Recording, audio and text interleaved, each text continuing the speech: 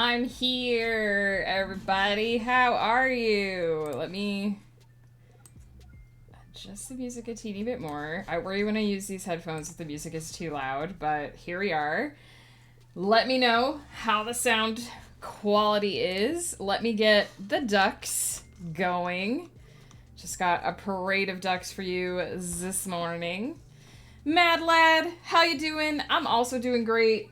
It's been an interesting couple of weeks. We got taxes to do. But, aside from that, things are going pretty good. Peter, how's it going? I hope you've gotten some good sleep in there somewhere since Saturday. Angel Faye, hello. How's it going? Oh my goodness. Last week was a week. That's for sure. I sadly was not feeling well, so I didn't stream. I was hoping that I would be able to fit in a no-cam stream. I've been considering for a while on days when I kind of feel low energy, just doing like a low-energy no-cam stream, but I was so low energy last week, and we had so many other things going on, because I was guesting for a one-shot for Winds of Chaos that I just ended up not having the energy to do one of my own streams. But I'm here now. I'm high energy and cam today. We got our ducks. We got it all happening. So here we are. I keep turning the music down. Let me know if I turn it down too low at any point. Sleepy but okay. You're making soup. What kind of soup are you making, Peter? Instantly I'm worried I turned it down too low, so I turned it back up. I'm doing good. Like I said, I wasn't the best last week. I was not feeling well. I spent a lot of time on the couch. I finished watching 911 Lone Star, which was my comfort show. But there were only 4 seasons of it. So I started watching an older show. Peter knows this because I talked about it. Oh, hey, Domerin's hanging out with Apple. I talked about it on Saturday. I started watching a show called Bones. Older show, started in, I think, 2005 and ran into 2017, so it's really long. Lots of seasons for me to work my way through. I'm only about, like, 10 episodes deep, so I'm still very, very first season. It's basically, it's a crime show. It's about a... Look, Nyx Flair is on fire already. She always finds the flames, like, instantly. It's about a forensic anthropologist who helps the FBI solve crimes by, studying the bones, of, corpses that they find that are too degraded for, like, the regular coroner forensic report. So it's a lot of, like, cold cases, a lot of, like, this skeleton was found mummified, or the skeleton is very badly degraded, or whatever. And it's very interesting. It's a little bit different from other crime shows that I've watched, so I'm watching that. And Ghost Pepper and I are watching the new X-Men show as it comes out, and he is really enjoying it. He's like a kid in the candy store. And I'm just happy that they flashed some Magneto nip in the latest episode, so that's my stance on it. Potato and leek soup! I love potato and leek soup! I've added a branch of celery, of course, a whole bag of carrots. Ooh, I've never put carrots in my potato and leek soup before. Bag of onions. It'll be a wild time. Steaming it down and making it moist and damp before I add the stock. Now, do you, when you make your potato and leek soup, Peter, do you blend it at the end? Because I don't blend mine. I like to have the chunks. Some people like to blend their potato and leek soup. I'm not a blender. Finished chapter 4 dramatically. Ooh, and my novella stands at 12,825 words. Nice! Angel Faye, are you doing Camp Nano? Are you doing, I assume you're doing Game of Tomes. I think I've seen you hanging out in the other chat. So is that 12,800 words all for April, or did you start before? Bought a supercomputer and a Wacom, which I'll receive next week, and I'll be able to work on my designs. That's awesome, Angel Faye. I'm so glad to hear it. I know you said that your computer needed more memory. I like the chunks too, Peter. You gotta have chunks in your soup. I don't like the consistency of the vegetables when they're blended. There's a couple of soups that I do blend. Like when I make cauliflower soup, I tend to blend it. There's a pumpkin soup that I make that I tend to blend. And like a butternut squash soup that I tend to blend. But like when I make a potato and leek soup, I want to taste the potatoes and I want to taste the leeks. And I want them to be like separate individual entities. So 100%, I don't blend mine. I love me a good potato and leek soup. There are some things that are just really simple, really, like, because potato and leek isn't a complicated meal. Like, it doesn't have a lot of spices in it. You basically just throw, for me, I just put potatoes, leeks, and onions in my crock pot with my stock.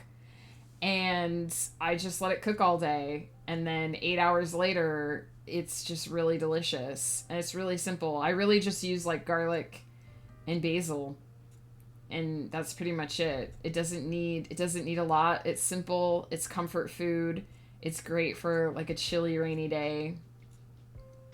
So I'm also reading about book 1. Evelyn had known one world since she was raised at the orphanage until the day of a strange thunder and lightning hitting her and her friends one night where everything is going to change their lives forever. Interesting. Not doing April camp, only Game of Tomes. Fair. I don't do the April camp either, but I'm also doing Game of Tomes. You should be able to report your words on this stream. It does look like the reports are up and running. So anyone who is from the Game of Tomes game who would like to report your words on the stream, you absolutely can. I just checked. I meant to check before stream. Totally on top of things. Never blend the soup. Yeah. See, I like to have chunky soup. Like, it just feels so hearty and rich. But I do, like, if there's, like with my pumpkin curry soup, it is supposed to be blended. So I do blend that one. I put in the carrots, onions, and celery because I understand that's how they do a soup base. Oh, that makes sense. Lhawk99, hello, how's it going? I was gonna do garlic, but I didn't this time. It's just veggies and vegetable stock. I use powdered garlic, if that helps. It's not as good as fresh garlic, but it's really handy for, like, soups and stocks.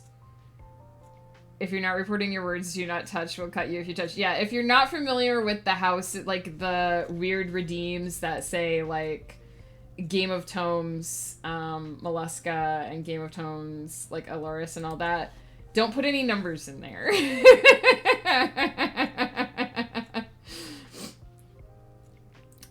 Finally finished editing the poem down to 1,000 words and sent it for feedback. Mad lad, that's amazing. I would love to read it sometime if you want to share. No pressure, you don't have to share it, but if you want to share it, like, in the Discord, I'd love to take a look at it. I pressed them once. I'm still missing my right ear. No, Peter. Yeah, a lot of people in my streams are always very curious when we turn on the Game of Tomes redeems. Because they're like, what's this? Those are just for the Game of Tomes thing. As long as you don't put any numbers in there, it should be fine, but they don't do anything. They're not exciting. I am feeling much better this week. It is a good week so far, for sure. Aside from my Kindle dying. My Kindle did die on Sunday night. I tried to turn it off. I was reading the complete Sherlock Holmes. I'm working my way through that very slowly. And I had just finished reading The Six Napoleons, the story The Six Napoleons, for anyone who's familiar. And I went to turn my Kindle off for the night onto, like, the idle screen. And it didn't go. And sometimes I've noticed, like, when I push the button, it just wouldn't respond right away. So I pushed the button a few times and it just wasn't doing anything. So I was like, okay, it's been like a year or 3 since I restarted my Kindle. So I just held down the power button to restart it. and it got stuck in a restart loop. It was 12 years old. It was a 12-year-old Kindle. The battery's dead now, because it just tried to restart until the battery died. I'm a little sad because I liked my Kindle. I used it pretty regularly.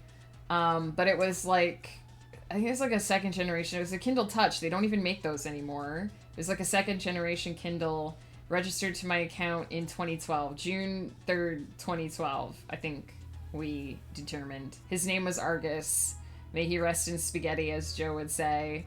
I'm planning on getting a replacement Kindle, but not right away. They are a little bit pricey. So I have to decide if I want the regular Kindle or the Kindle Paperwhite. I'm not going to get a Kindle Scribe. I like the idea of it, but I have tablet functionality on my iPad if I really want to digitally write anything. But yeah, so aside from my Kindle dying, pretty good week so far. I don't like garlic that much. I know I'm really like that. Hey, everybody has their flavor profile, right? 2012 was 12 years ago. Yeah, my Kindle was 12 years old. It worked. It just kept working. So I never like needed to replace it, right? But when you have a 12-year-old electronic device and it bites the dust, right? Like, you're like, okay, I should have probably seen that coming. Like, I can't be mad about it. I used my Kindle pretty regularly for that 12 years. I read a lot of books on it, so I can't be mad that it's dead. Just sad because I want to use it. So I'm using the Kindle app on my iPad now, but it's not quite the same because the benefit of the Kindle is that it doesn't have the backlight. So now I have the blue light to deal with on my iPad, which I'm a little about because I try to get away from screens before I sleep. I slept mostly decently last night though, so I think I'll be okay in the interim while I wait to replace my iPad. Or not my iPad, my Kindle. I don't know if I'm allowed. I can't get arrested for it, can I? For using... I mean, I'm not going to arrest you for using the Game of Tomes redeems when you're not supposed to. But Satrium might come get you if you put math in there. I think as long as there's no numbers in there, it won't mess anything up. But if you put math in there, then it might throw off Satrium's...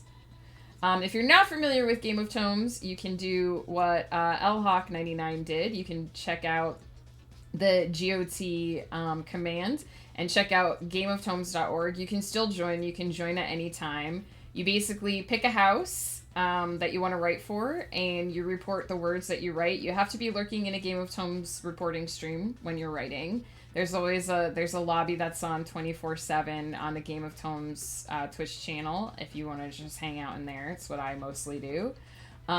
In November for the big event, there's a Wheel of Doom and an Undead Army. But for April, it's just the Tourney of Tales. It's just a friendly competition between the houses. I believe my house, Mollusca, is in second place. Usually I have a bunch of images and stuff that I turn on for Game of Tomes. Didn't have a chance to set all that up. But here we are. Gina Stark, good morning. How are you?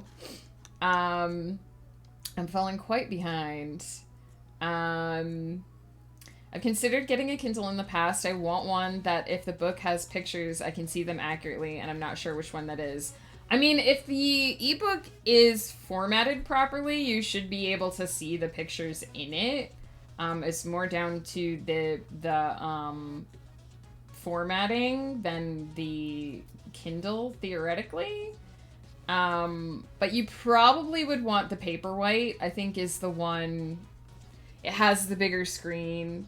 I'm really simple. I would love to have another Kindle Touch, but they just don't make them anymore. The noise has left you now. The noise is still there. Oh, you cannot get arrested for sharing your poem. Absolutely not. Especially if I've asked you to do it. The poem police will not come for you. The noise is still there. I've never figured out what it is. I've figured out that it's nothing in the house. But it doesn't bother me as much. I think I'm getting better at ignoring it. And it seems like it's mostly present more in the morning now. So, like, it's more around, like, 6 or 7 in the morning rather than, like, 2 or 3 in the morning, which is helpful.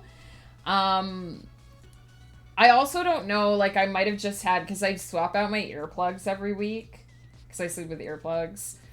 So it's entirely possible that I just had, like, one set of earplugs that wasn't sealing entirely properly or something.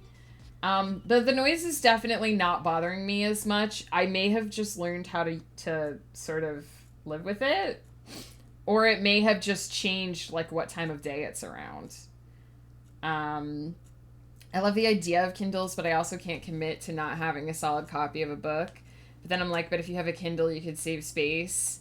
But then Outer Peter, the book goblin, is like, no, books are precious. We love books. So I did not get rid of books or stop reading physical books when I got my Kindle. I mean, I have like 4 bookshelves in my house that bear witness to this. The Kindle is really good for traveling. If you're flying, if you're going on a cruise, if you are going on a long road trip or whatever, and you want to have reading material with you, it's really, really easy to carry 50 books in one electronic device versus carrying, 10 books with you or 3 or 4 books with you if you read voraciously like I do. So it's just really convenient for that. I always still read paperbacks. I never will stop reading paperbacks, but there are things that are like, it's convenient to read the classics on my Kindle because they're all on Amazon for free because they're in public domain, and I don't have to go out and buy like a physical paper. Like, I don't have to go buy Dracula. I don't have to go buy A Picture of Dorian Gray. I can just get them on my Kindle.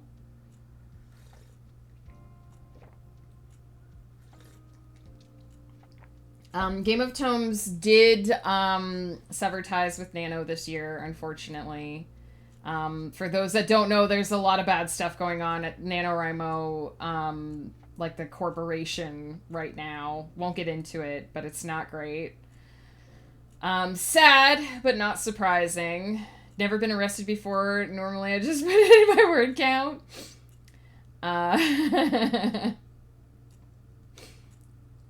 Yeah, if you have an NDA with a publisher, then don't share it. Then that would be bad. But as long as you don't have an NDA, you're fine.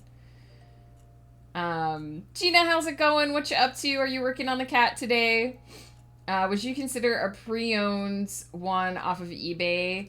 I haven't looked at the pre-owned. The thing for me is, like, the thing you have to be careful about, I think, is that you have to register the Kindle to your account in order to download books on it.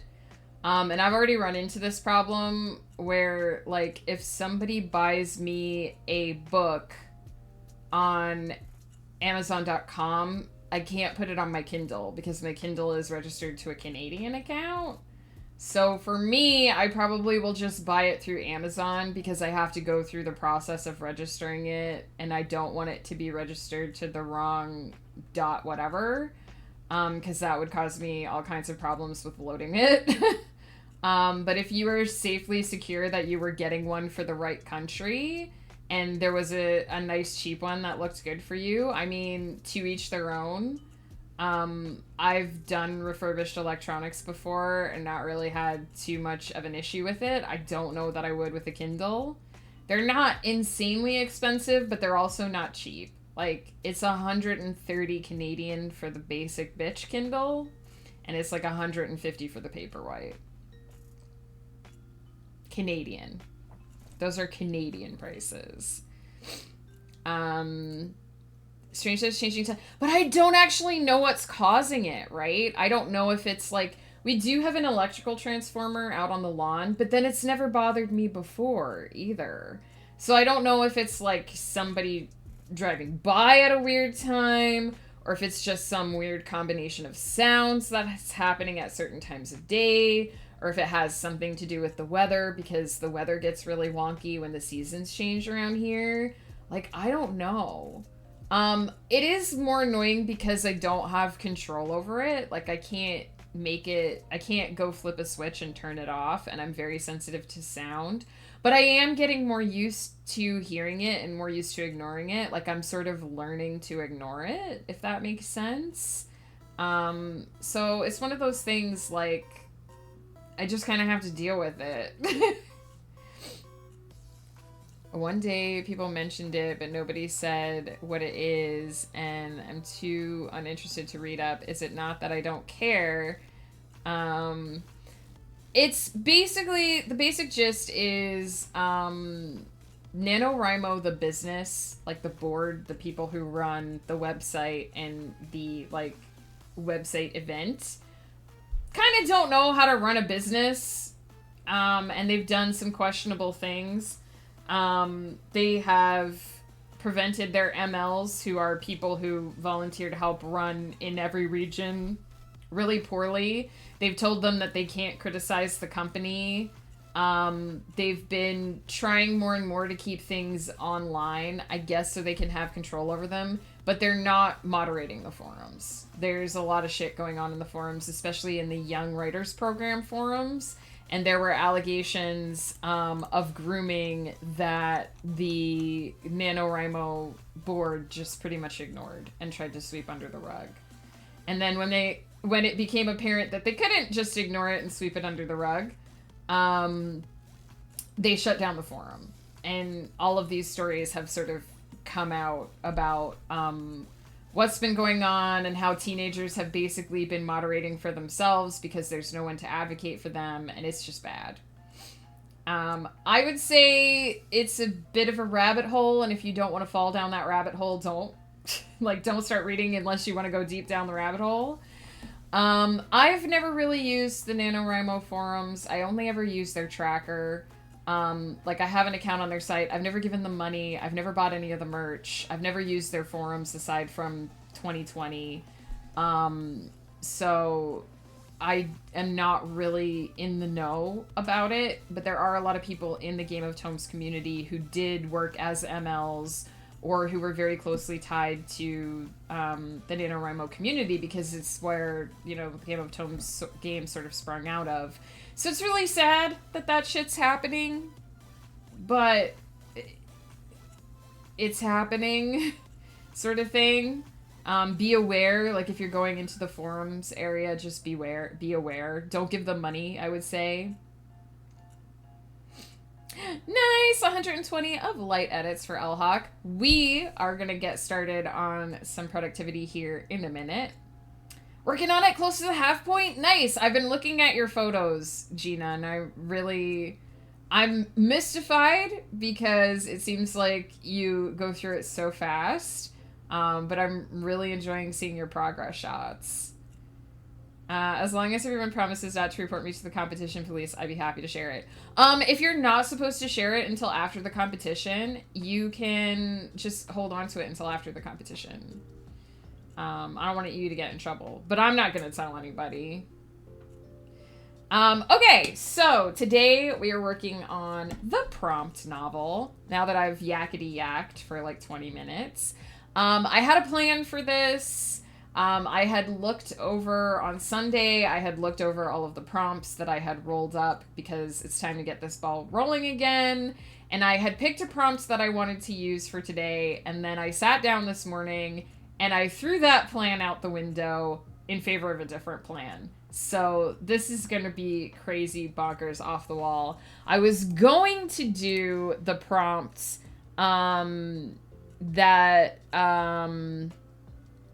which one was I going to do? That a man gets lost in a virtual reality sim and can no longer tell what's real.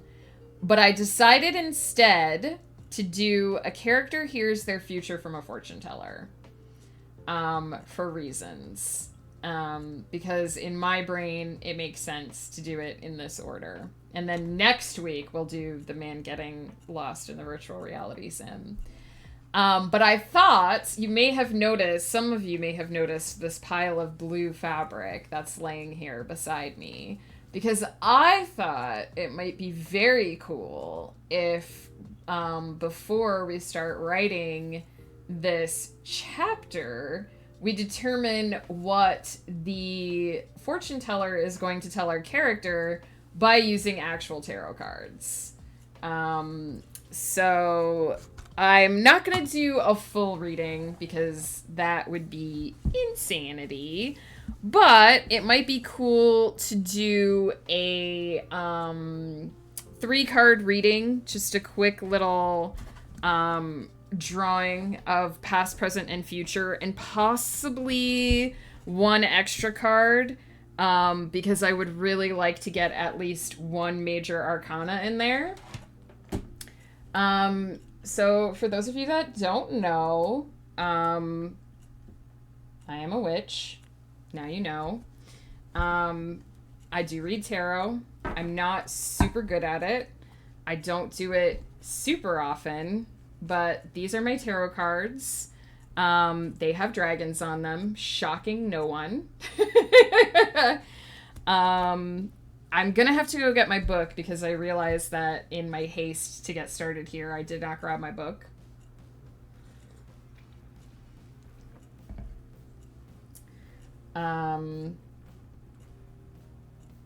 Mad Lad, if you're really super interested, I can get you a Reddit thread.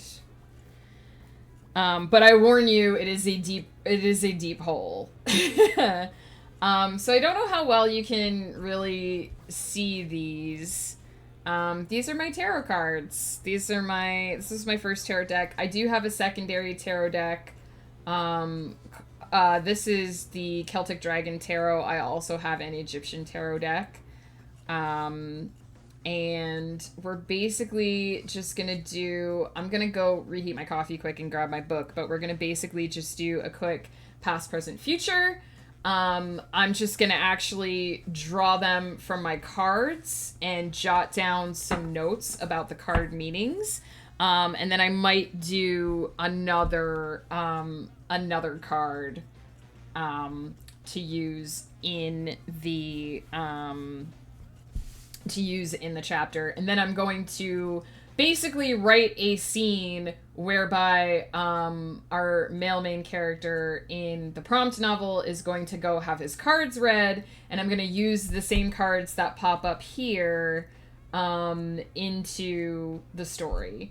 And it's going to be really interesting because probably my tarot card deck is going to pick up my energy and give me information about my life, which I am then going to transfer onto my character.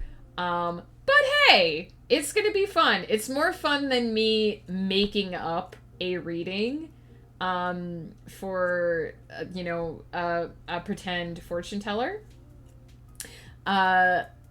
Lyra, I'm going to say your name wrong. Lyra writes, hello. Did I say it wrong? I said it wrong, didn't I? Lyria.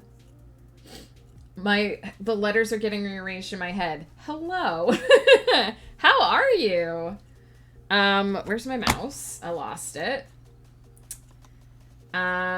If it helps, most people use a book to read tarot. I know I do. Yes, I don't have the card meanings memorized. Some of them I know, like if the death card pops up, I know that. If the tower pops up, I know that.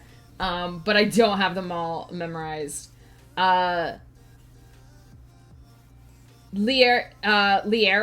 Is that how I say it? You were almost there. I know. The problem is, I've mentioned this a lot when I see names on Twitch, because it's words that are like put together. My brain draws like weird, like it looks at the Lery and it decides that's a word. And then it looks at the rest of it and it's like, no, brain, why would the space be there? But my brain has decided that the space is there, and then I have to like argue with myself while I'm looking at the name. So if I ever say anyone's name wrong and I'm really like stumbling over trying to say it, now you know why. It's because I'm trying to get my brain to read it properly. Please correct me. Please correct me a million times if you have to. But how are you? What are you up to? I'm doing great, actually. We're just about to get started on productivity. We're gonna do this quick tarot card reading. Just a quick little cheaty one. And then we're gonna write a thing. The only thing I know is that pentacles are often associated with earth signs and abundance. Yes, pentacles or coins is like the sort of it's the earth sign, but it's also usually associated with wealth or commerce. You have your cups. I opened to a cup right away. Cups are water. They are often associated with relationships, sometimes romantic relationships. Wands are associated with air, and swords are associated with fire. There you go. I'm going to pop AFK just right quick here. I'm going to leave you guys with the ducks. I'm going to grab my book that goes with this beautiful, beautiful tarot deck. I wish I could show you guys all the art on these cards because they are just like absolutely gorgeous. There's the moon and right next to it, the star. So two of the major arcana. But I wish I could show you all the cards because they're just so absolutely gorgeous. But I'm going to go grab my book. We're going to do this quickie little cheaty tarot card reading, and then we're going to get into productivity for the day. We're going to be doing 30-minute sprints. We're probably going to do at least 2 30s and a 15, possibly 3 30s. So we will see. I have a deck of tarot cards. My mom almost promised she'd teach me how to use them, but she never did. So I've never really learned, but I should get them out and play with them and introduce myself. I will give you a quick rundown of how to use tarot cards when I get back. 1 minute here. Give me 1 minute.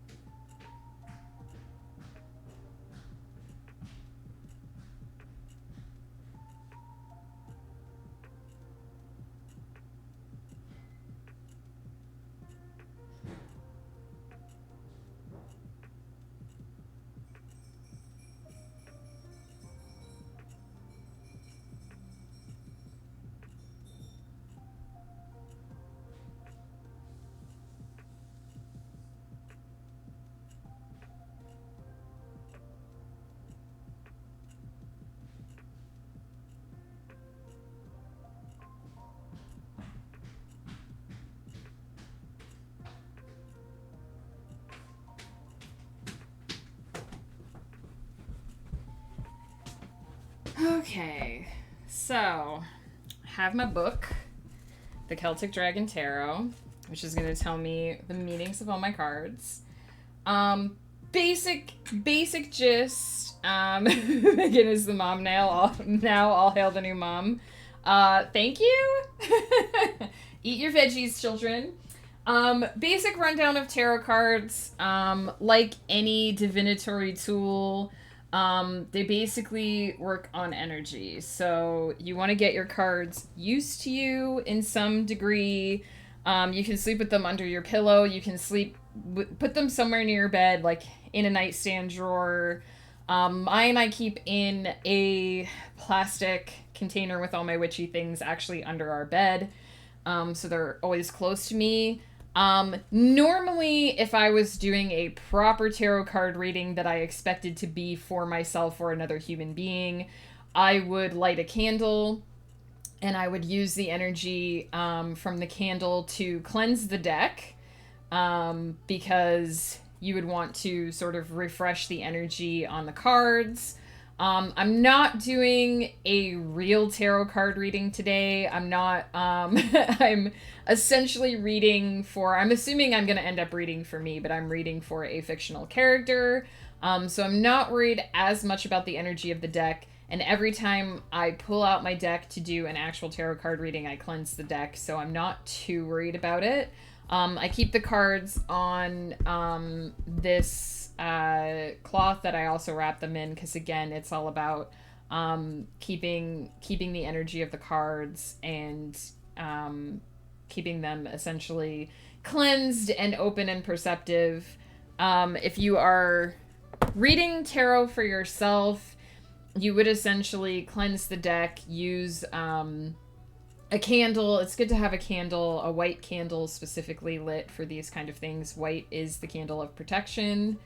And then what you would do is you would shuffle the deck, try to clear your mind, or if you want to ask a specific question, try to focus on the question that you want to ask the cards while you're shuffling the deck. And then you basically have several options for how you want to read the cards. You can essentially just flip the top three. So if I were to just do this, I haven't shuffled these, so we won't necessarily use these, but you would just flip the cards from the front of the deck. One other popular method, especially when you're reading for other people, is you can cut the deck. So you would ask the person to cut the deck according to how they wanted the cards to be cut, and then you can either flip the cards from the cut, or you can put the cards back together however they would desire them to be put together. And once again, you could flip from the top of the deck. Tengrio of the Crimson Sky, hello, how's it going? I know I have my tarot cards out. The Mad Lad, go for it. But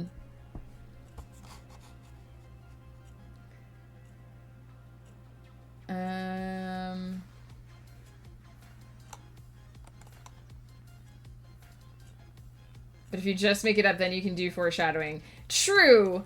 I'm gonna kind of use whatever comes up in the sort of fake reading that I'm about to do as my foreshadowing. I was sick last week, so that didn't help. But it's nice to see you. I'm gonna actually take my rings off just because I feel like it's gonna help me move the cards around a bit better. So I'm not gonna worry too much. I'm gonna try and think about my fictional character who this reading is actually for, but we'll see. It's gonna be interesting what the cards actually give me today.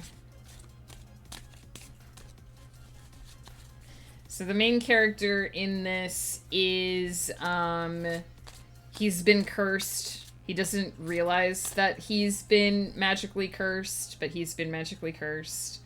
And he is essentially a man of science who is going to go to a mystic, to a fortune teller, to search for answers as to how he can get rid of whatever this is that has sort of plagued him.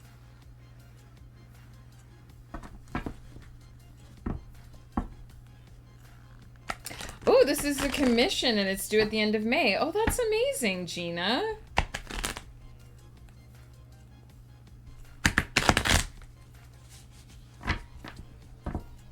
Alright, so I think what I might do for the 3 cards is, just mark that we're using that. Ooh. Hello, duckies. Let me get out.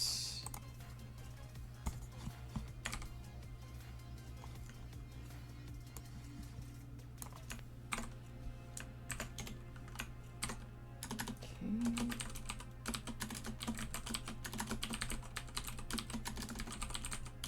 So I think I'm gonna use the deck cutting method.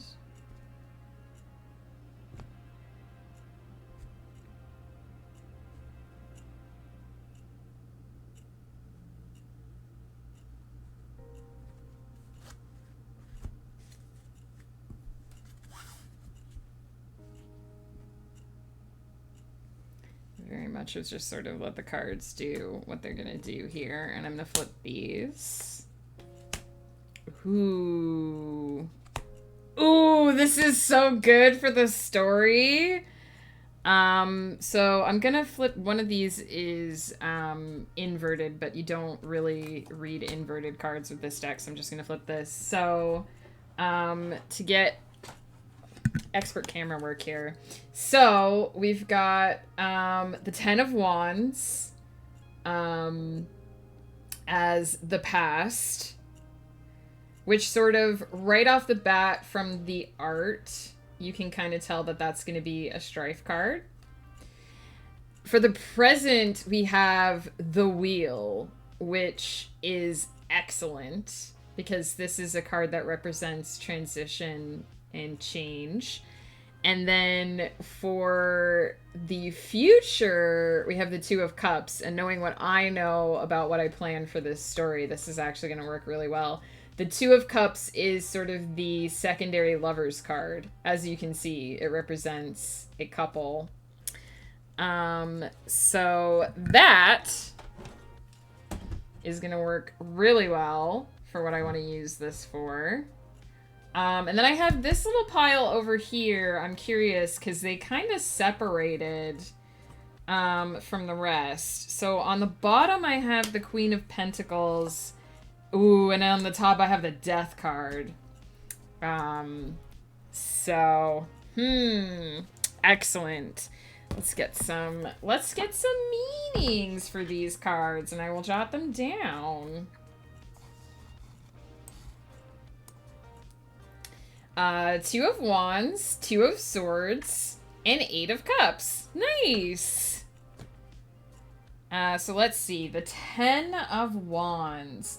Now, this, the artists have gone out of their way to give, like, their intention with this. If you're looking for, like, how you interpret the cards, some artists will have, like, a very specific intention with each card.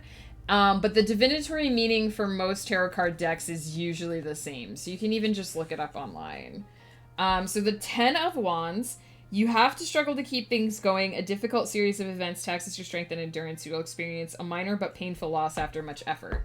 This is exactly what's happening in my story, you guys. So far in the prompt novel, this main character has been cursed. And ever since he was cursed, every time he tries to touch computer equipment, it like explodes or it shorts out. He's working on this very intense project with a team, and they are, ever since he got cursed, they are essentially struggling to keep things going. So this is, pop this open. 10 of Wands. Struggle.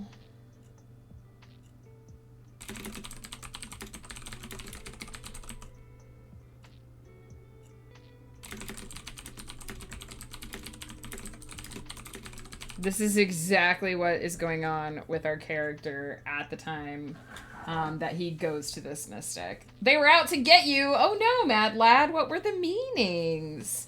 Then we have the Wheel, which is a major arcana, and that's a very powerful card.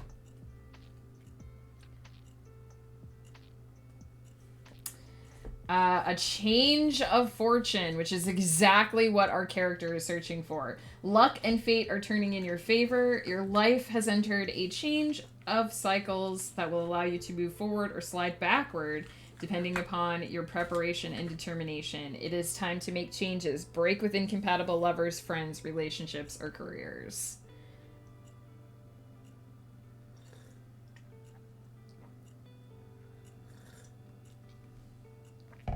I'm not trying to think about how this applies to my life right now, but probably later when I sit down and think about it, it's going to be pretty apt. All right, number 10, the Wheel.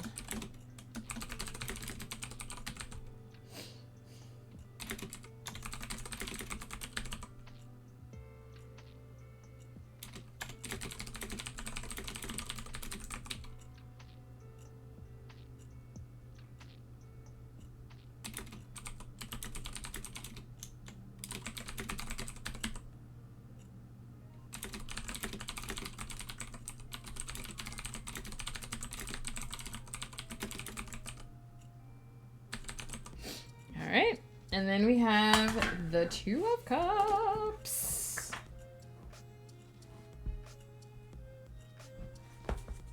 Love, friendship, and commitment. A great love or friendship is now possible. This card can also indicate an engagement, marriage, or birth announcement. There is the necessity of a commitment of some kind. As I've learned over many, many years on Earth, it's not paranoia if people are actually out to get you. Or tarot cards. Alright, so Two of Cups. Love, friendship, commitment.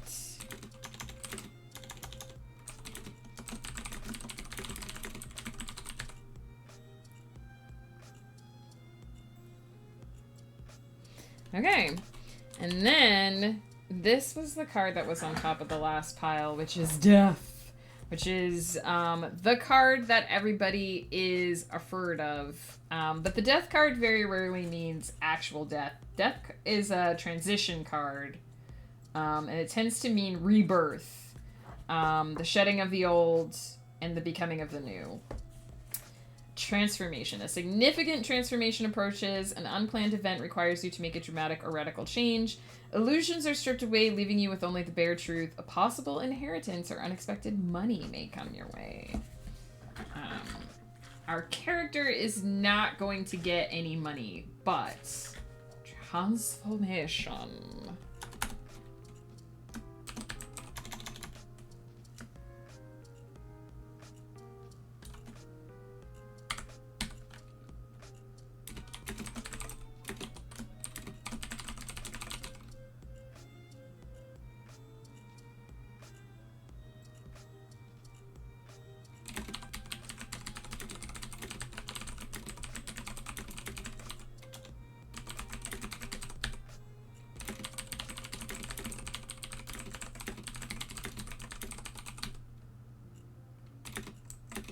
I'm not going to write down a possible inheritance because that's not going to happen for our character.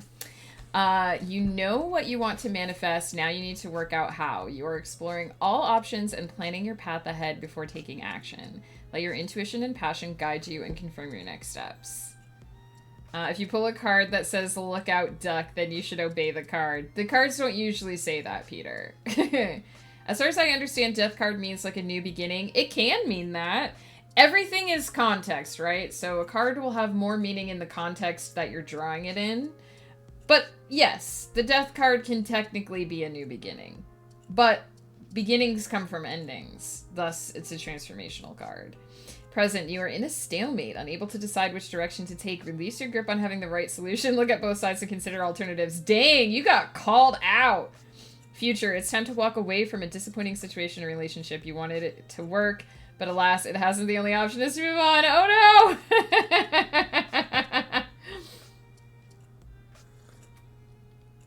You got called out. And let's just peek at the Queen of Pentacles in case I end up wanting to use her.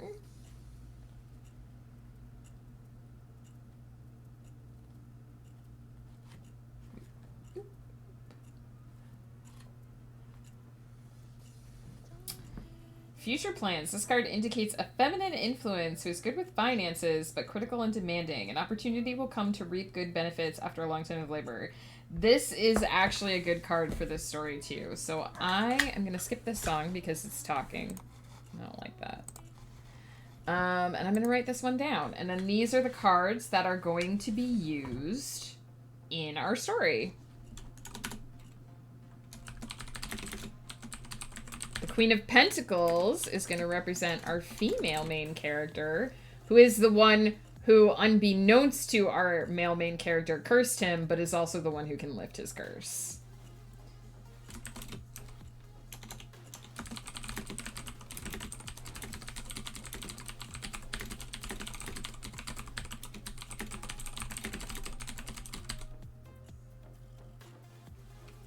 All right, so we have our notes for what we want to do. Now I just need a document. So what I'm gonna do is I'm gonna pull these cards over here. Just gonna clear this away here.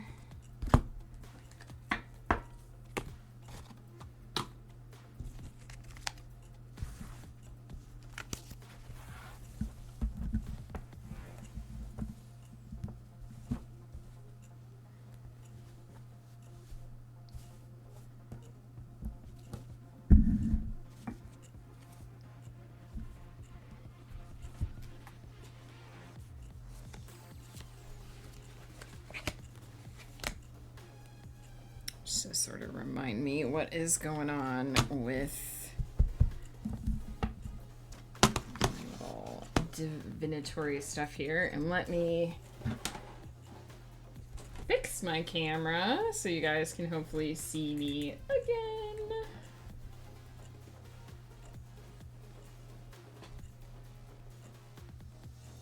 I'm back! Alright, let's get a document.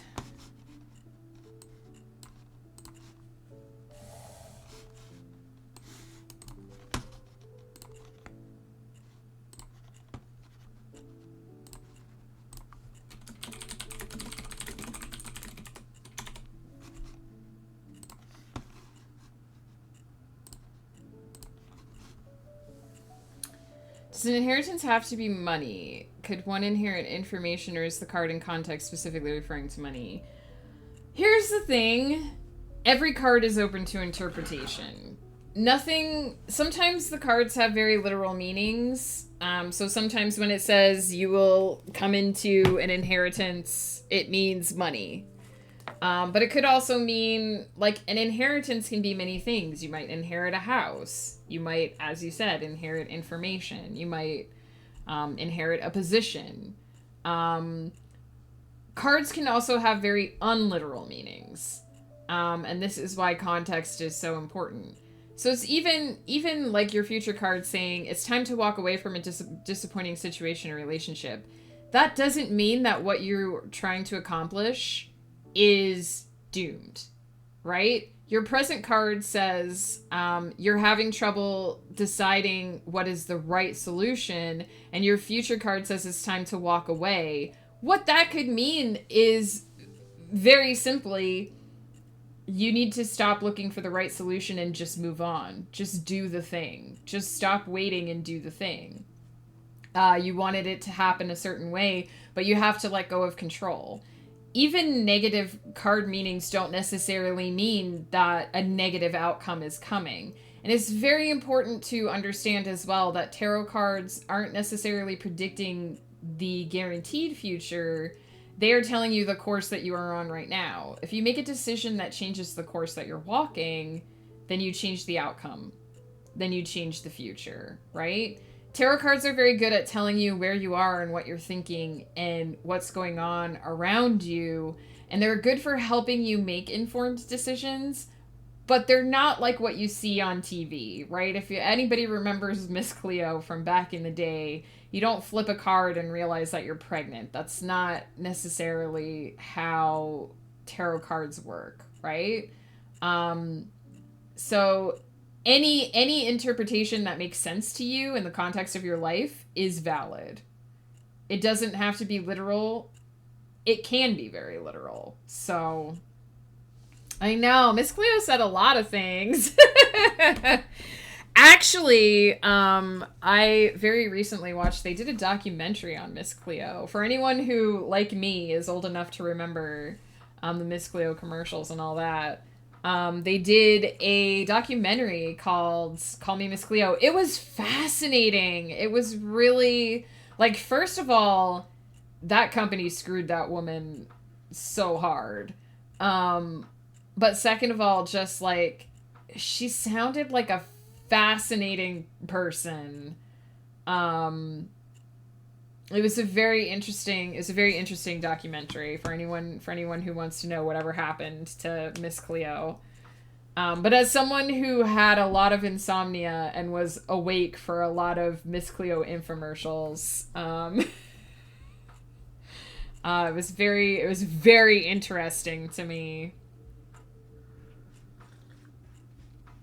All right. I am actually going to take a quick for reals break because I haven't since we've gone live. So I'm just going to pop into BRB mode, and as soon as I get back, the very moment I get back, I'm going to start productivity, because I know that's what we're actually here for. We've done a lot of talking. We've done a lot of prep. Now we're going to actually get in there and write the story. So I'm going to pop AFK for just a quick 2-3 minutes here, and then we're going to do 30 minutes of clicky clack tippy tap typing, and then yes, and then we will talk some mores. So if I'm a little bit quiet and slow in responding in chat, it's just because I got to get some actual work done. But I'm excited. I'm really excited to write this scene now, because this is why I wanted to do it this way, because the perfect cards came up and I didn't have to do a bunch of like skimming tarot card meanings to get it. And it's very random and it works super well. So I will be right back.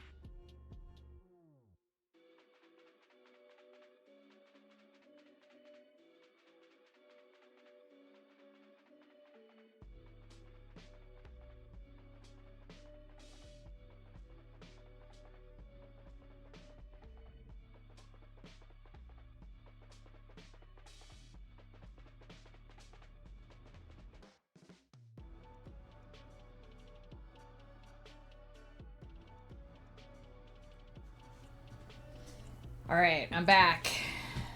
Unfamiliar with Miss Cleo. Basically, short version is back in the day, there used to be this like psychic network television channel essentially, and they essentially sold psychic readings to people, and you could call in and they would charge you like by the minute.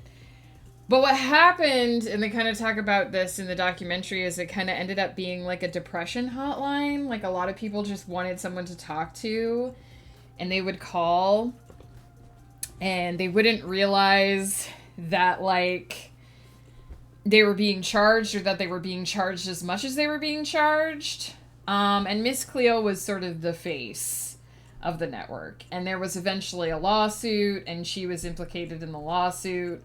But she was kind of being used by the two guys who ran the network. Like, she wasn't getting paid. She certainly wasn't getting paid what people thought she was getting paid. And they had basically they basically kind of owned her, and she was basically kind of forced to do all the stuff that they wanted her to do. It was the late 90s, early 2000s was a wild time for sure. And so, yeah, it was a very American thing. I don't even know if that network would have been in the UK.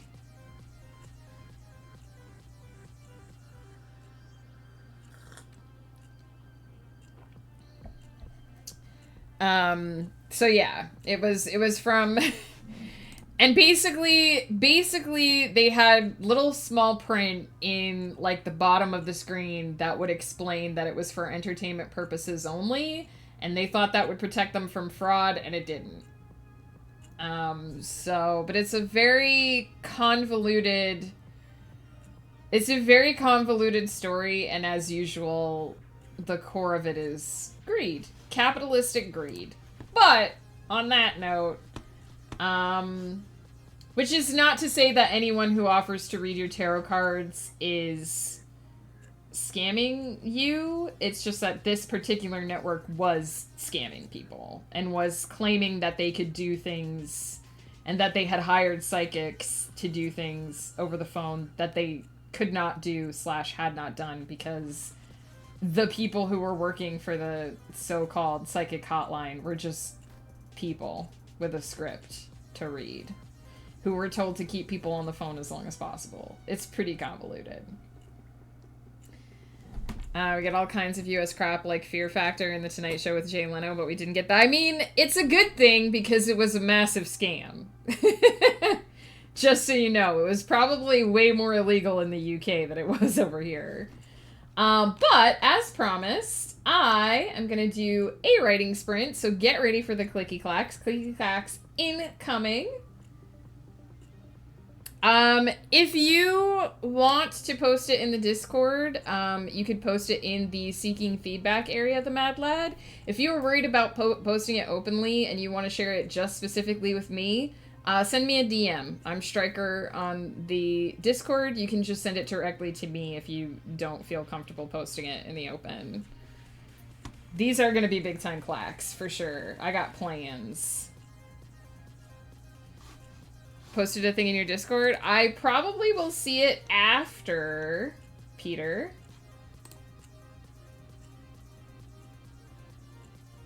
Oh, this is something you did, Peter. I will watch that after stream.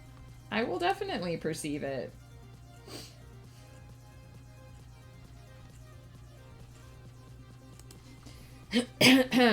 Alright, timer's going on. I need to come up with a new age store name.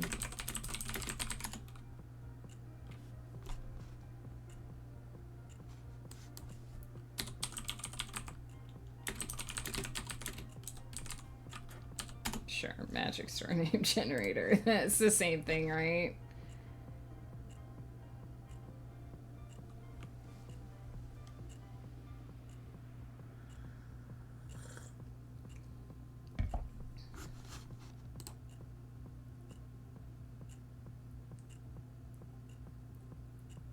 The Steel Kraken.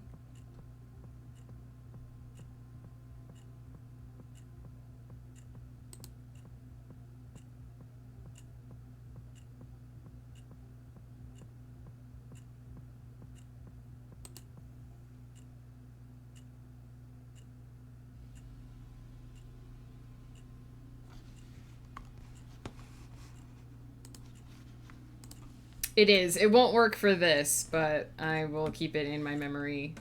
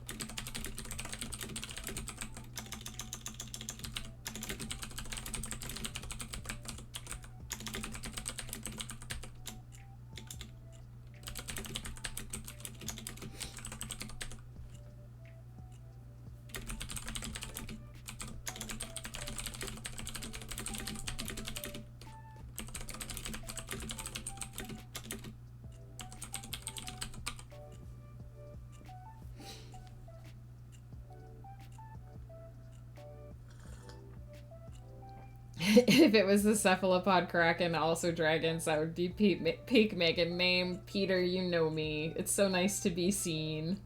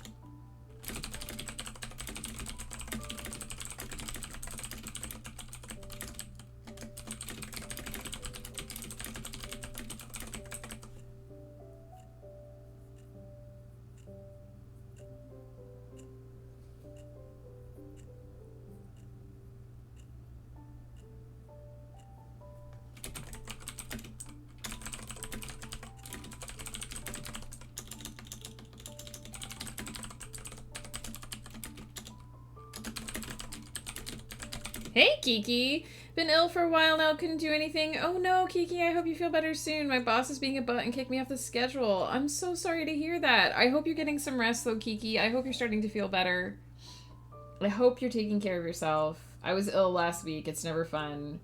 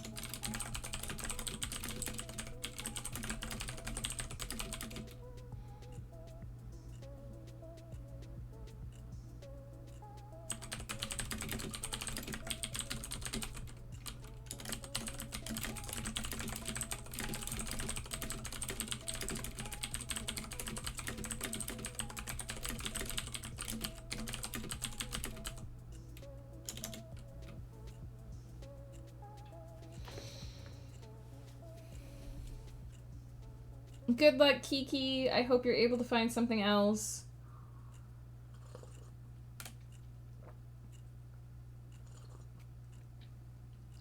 Have you had problems with your boss before?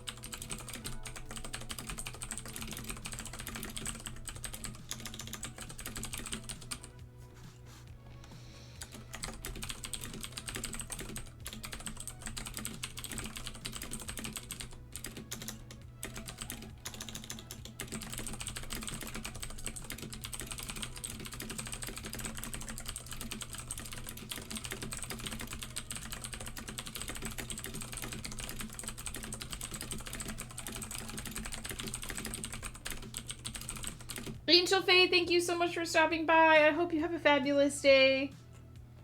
I hope that your new computer equipment arrives swiftly and that you are able to use it for many wonderful things. Take care. Have a good night. Get some good sleeps.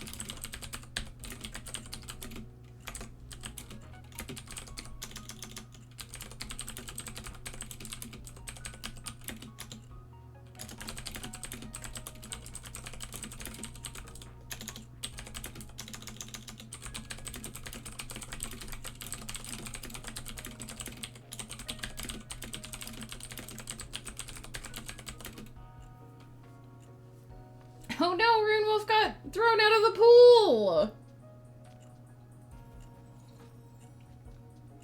At least no one will touch that duck anymore. The duck is touch-free.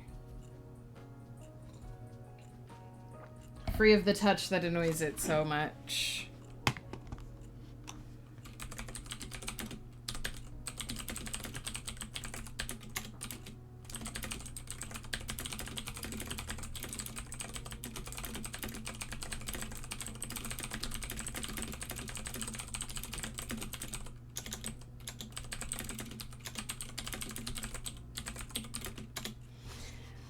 Alright.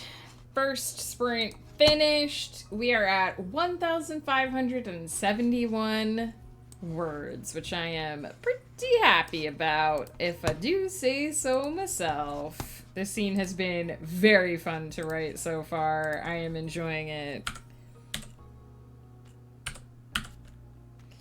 Heck yeah. Reporting them words for my house. Heck yeah. I haven't actually gotten to the tarot card reading yet, but I have gotten my main character through the door of a new age store called The Raven's Quill into the back where we have set the stage for a mystical tarot card reading, which I will get to write in the next sprint. And I have some plans for how I want to pull off this scene to lead into some of the events that are going to... Oh no, we have a bunch of ducks that have been thrown out of the pool. Into the events that we're going to write about next week in this particular prompt novel. So heck yeah. Let's see. We got a lot of ducks hanging out here. We haven't saved in a while, so let's do that. We are saving down here. Many ducks hanging out. We got Brian, the zombie. Move your feet real slow. We got Nyx Flare over here on fire, hanging out with Domrin and Asma.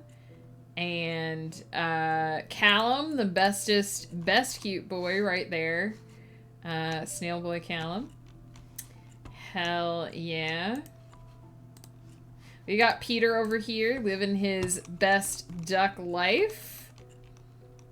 Oh, we got Silkfoot pretending to be the Tron duck, I think, but can't get the accessories. That's at least 7 words. It is. Oh, now Silkfoot is the kiss duck. Heck yeah. And if we pop up here, fewer ducks, because most of them are in the below pool. We've got our jack-o'-lantern duck. Heck yeah. We got Argus. Same name as my Kindle. Imagine that. It's almost like he's one of my characters. We got Barred Owl hanging out over here. Oh, we got Elian over here hanging out under the chair, being a sneaky ninja. We got Barred Owl hanging out over here. We got this cutie witchy duck here, and we got Ephema. Heck yeah. I don't see any, Ghost Pepper Duck hangs out over there, but I don't know if we've got the Ghost Pepper Duck yet. And if we do, if he's doing a heist. But, he hangs out over there in the shadows sometimes. So yeah, we got lots of ducks hanging out. Heck yeah. I don't see Nordic Sparkle. Oh no, there's Nordic Sparkle. I was gonna say, the Disco Duck was on here before. We got Nordic Sparkle over here. It's nighttime, so the disco is on. Heck yeah, we got Uncle Al. We got Pizza the Pineapple Duck. We got my duck hanging out here. There's some babies over there in the corner. Heck yeah. It's a ducky old time happening there. And we got one of the jelly ducks up here. One of the jelly ducks. Heck yeah. Oh my goodness. So yes, this, I was a little worried. Oh, sorry, yawns. I was a little worried about getting back into the prompt novel because it has been a couple weeks since I worked on it. I think I may not have worked on it in March, or if I did work on it in March, it was like way back. Because chapter 3 of the prompt novel was February 29th, so leap day. So we basically took a month off from this project. It wasn't intentional, like I didn't I didn't sit down and decide to not work on it for a month, but it just kind of, the schedule just kind of fell that way. So I was a little bit worried about shaking off the rust and getting back into this plot, but I'm really happy that I went with my gut and sort of changed the plan at the last minute because I think it's going really well. Given that you write in a fantasy world, that isn't this world, do you ever feel bummed that you can't include a reference to our world, like a song lyric or a movie quote or some real world event? Sometimes it can be difficult because one of the nice things about writing in our worlds, or in a world that is essentially our world but slightly different, like with magic or whatever, is that you do get to use those common references and people, get them. People understand history or understand a pop culture reference or whatever. So sometimes it's difficult when you want to evoke that same kind of feeling, that same kind of like cultural understanding or cultural significance in a world that is not our world. Petra Anne Marie, hello, welcome in. Petra Anna Marie, if I said your name wrong, I'm sorry, correct me please. Welcome in, how's it going? But one cool thing that you get to do in a secondary world, Petra is fine, thank you, I'll try to remember that. One thing that's cool about writing in a secondary world that you don't get to do in our world is that you can create cultural references. You can create events. You can create song lyrics. You can create movies. You can do like that off the cuff stuff. And it's not exactly the same because when a reader reads it, they aren't necessarily going to instantly understand that reference, but your characters can instantly understand that reference or add context to that reference or whatever. And that helps make the world feel more living. I actually sat down for one of the books in the Aravalia Chronicles. There's a scene where Dameron has sort of been knocked unconscious by something, and when he wakes up, somebody has basically put headphones on him, and he's listening to a list of heavy metal music that has been sort of compiled by the people around him to offer him comfort.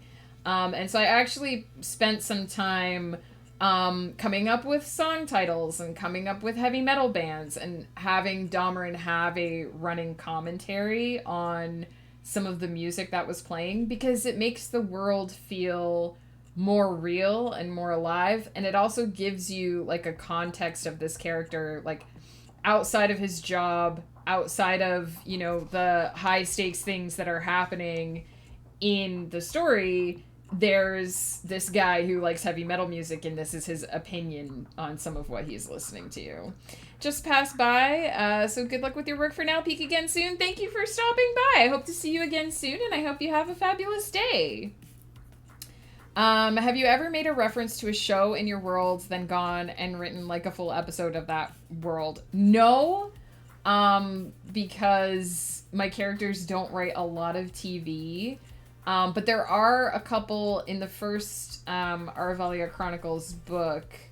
There are a couple of interviews with the characters that appear in the book. like somebody watches interviews and I wrote like the full interviews and stuff. That would be cool to do something like that, to like make reference to a show and then like write an actual like episode of the show. That would be super cool. A lot of my fantasy worlds don't have TV.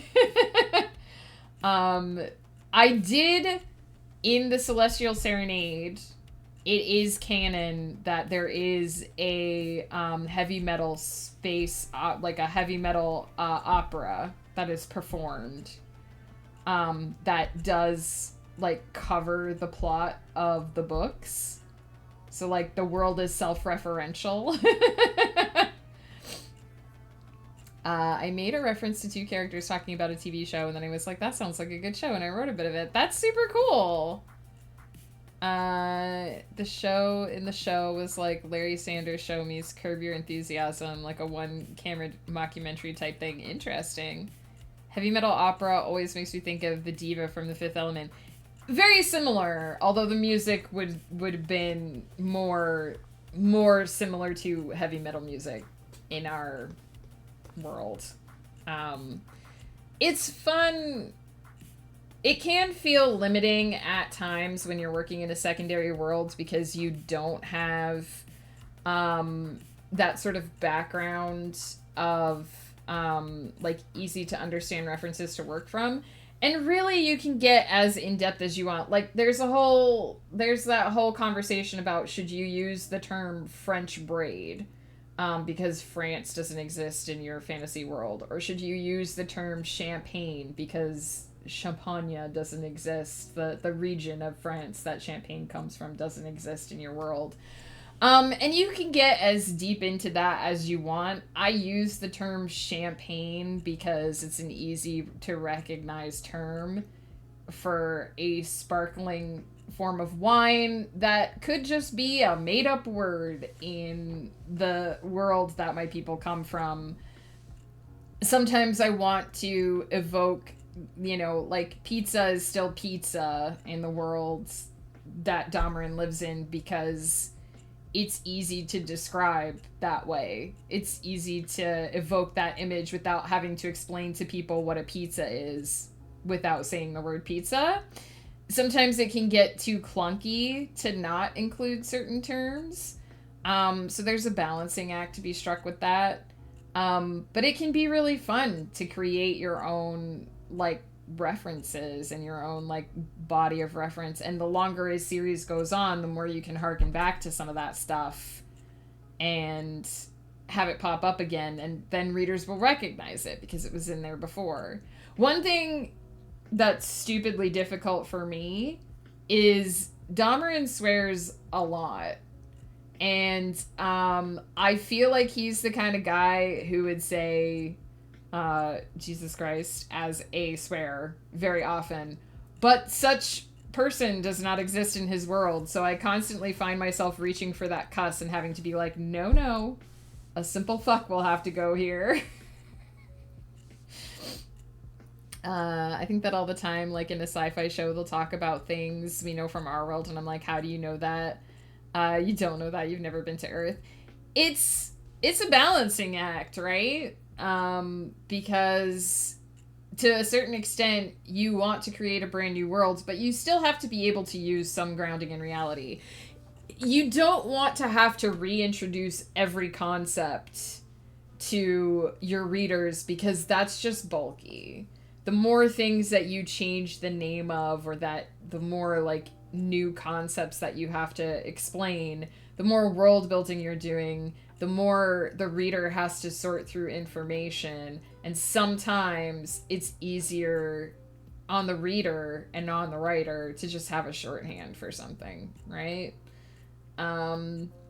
So I try to balance between things. I try not to make references to things that don't exist in the world that I'm writing in, and I try to create some references that are quick and easy to explain, but I try not to get too bogged down in terminology and that kind of stuff, because at the end of the day, I want people to understand my work first and foremost. If people can't understand it, then they can't enjoy it. And I do think a common complaint about fantasy is that there's too much to learn. There's too many new concepts. A lot of readers who don't end up liking fantasy fiction end up complaining about there's too many new terms, there's too many new concepts, there's too many things that you have to figure out in order to get context for the world. And so you have to be aware of that when you're creating a secondary world and when you're creating new concepts for that world. You have to be aware of the fact that every new concept is a strain that you're introducing to your reader's brain, and you can only give them so many new concepts at one time. So sometimes the things that feel the most immersive are the things that are like super modified, but also they can be really difficult to get into because someone has to be really willing to put all the pieces together slowly and devote, 12 pages worth of world building to their memory, right? So you have to balance. It's always a balancing act. How do they know what dough is in tomatoes and cheese? Like, there's probably versions of them in alien worlds, but would they be called cheese and tomatoes? Well, exactly. And that's where you don't want to go too deeply down that rabbit hole, right? You want people to be able to understand what you're talking about. I am going to take another quick break because it is almost 20 after 12 and we've got to do at least one more 30-minute sprint to get through this scene. If I'm able to get through as many words in the second sprint as I did in the first, we might be able to wrap this up next sprint. We will see if my evil plans come into fruition quickly. But I am going to take just a quick 3-minute break here. I'm gonna pop AFK, use the restroom, reheat my coffee, and then we're gonna do another 30 minutes of productivity and see how close we get to the end of the scene.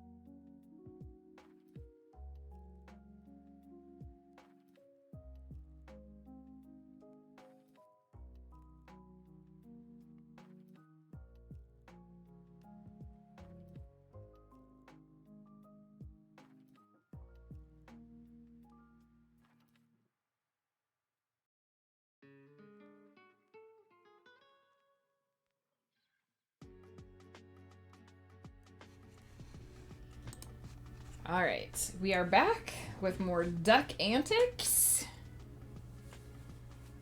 And I am just gonna settle in here to write the next portion of this scene.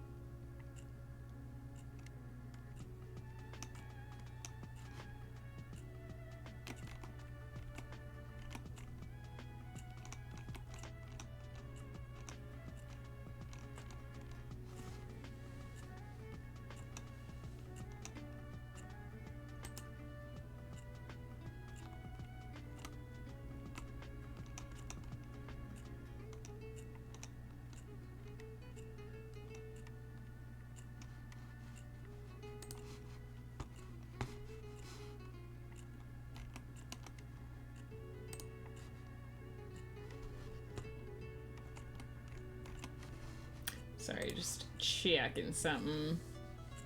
Welcome to Scottish. One of my new favorite things is there's videos on TikTok of cats meowing, but whenever they meow, someone replaced it with a car horn or a truck horn or something, so these tiny kittens are like, fucking honk. They don't say fucking, I added that. Interesting. I am not on TikTok, so I know none of the TikTok things. That sounds kind of cute, though.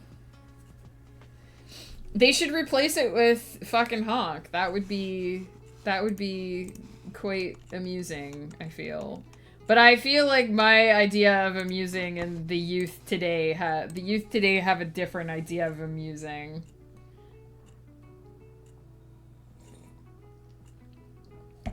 Ghost was telling me that apparently yapping has become like a new popular slang term among kids, like teenage kids. So they use yapping to refer to somebody who's like talking about something off topic, or like going on and on about something off topic, which is what yapping is basically. And so he said that he basically referred to a student yapping, and one of his other students was like, "How did you know about yapping?" And he was like, "'Cause it's not a new word. You didn't invent it. It exists in the vocabulary." Someone edited a Jurassic Park trailer so that every time a dinosaur roars, it's Gordon Ramsay from Hell's Kitchen yelling raw. So these dinosaurs are like fucking raw, and it's excellent. That does sound amusing. What I like about Gordon Ramsay is that he actually has a really good sense of humor. Like, he's actually a really down-to-earth guy. And so he actually, like, goes into YouTube comments and responds to stuff, and, like, if other, like, cooking YouTubers call him out, like, there's a guy called Uncle Roger who does, it's a comedy, shtick, but he does reviews of, popular chefs cooking, Asian recipes and stuff. He pretends to be a really stereotypical Chinese guy, but he's actually very interesting. He's called Uncle Roger. And he totally, like, did a video on Gordon Ramsay, and Gordon Ramsay met him and gave him a walk, and, like, they did a whole, like, thing together. And Gordon Ramsay will, like, make references. Like, there's another video where he's doing Asian cooking, and he's like, Uncle Roger's gonna be so mad at me. I saw Uncle Roger had absolutely roasted Gordon to the point where Gordon actually met him and had to do it properly. Yeah, they did a video together. Yeah. It's so amazing to me that someone as famous as Gordon Ramsay is willing to, like, do that kind of stuff and not take himself super seriously. It's interesting too because whenever like there was a show that he did, and I think it got cut short because of the pandemic, but he did a show where he like went around the world to like these really out of the way places and learned a bunch of different cooking techniques, and then he would have to cook something for the locals using like what he learned from the local chefs and stuff. And he would always freak out. And he'd be like, I can't mess this up. I'm cooking for experts in this area. I'm cooking for like these locals. I'm cooking for these people, and it has to be good. I have to prove that I've learned something while I'm here. And to me, it's a really down to earth, like, perspective of like, this is a guy who is a very famous chef. He very clearly knows what he's doing. He very clearly has like culinary skill. And yet when he steps out of his comfort zone and goes to somewhere else, his mindset is not, I know everything. I am the best here. I am here to impress people with my knowledge. His mindset is, I am learning from these people, and I need to prove that I learned something. I need to prove that I understood what I came here for. I am not the expert here. The people that I'm cooking for are. And I think that that's a really important thing to like realize, is that like no matter how much you learn and no matter how much you know, you are not always the expert. You still have more to learn. And so having that mindset of him going into these places and being like, I am not the expert here, that really strikes me, right? Because there are some people who have so much ego that they wouldn't be able to do that. I forget his name, but it was excellent. He was such a good travel presenter when it's allowed to unfold naturally, but he does the show with two other guys in the UK and it's so staged. Yeah, staged Gordon Ramsay is not the same as unscripted Gordon Ramsay, for sure. Hey Janine, so glad that I'm basically allowed to pick the brain of authors to help out instead of being told no, get handed one-size-fits-all advice, and feels like I'm being graded. I mean, I hope that I can be one of those people whose brain you can pick whenever you need to. Check out Gordon Ramsay when he's working with kids. He is so good with kids. Not me, I'm already an expert. Mad lad. What a mad lad. His passion is genuinely impressive, and his desire to keep learning even at this stage in his career is genuinely refreshing. It'd be so easy for him to be like, I'm so great, but you're right, he's still trying to learn. Yeah, and I think you can tell the people who are like, I am the best at everything, I don't need anything, and you can tell like they come off as really pompous and really arrogant.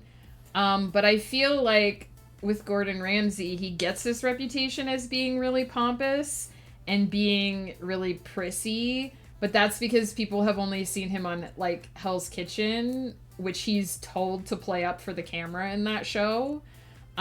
He does just say like fuck me all the time. I remember the same show I was just talking about, they would have him like climb to a high place to try and get an ingredient, and the whole time he'd be muttering to himself, fuck me, are you fucking kidding me? Because that's just his personality. That's just who he is, right? That's just his running dialogue with himself, is that's how he talks, like, normally. But, like, the difference in his personality and his mindset is really obvious. Like, he wants to help people, and he wants to learn. Thank you for the hydrate, Mad Lad. Cheers. The problem is that I was funneled to arrogant writing experts that thought they knew it all. And that does happen. Like, I've had that experience too. It sucks. But I am so glad that you have gotten away from those people and found the more supportive part of the writing community. Because everybody deserves to have that support.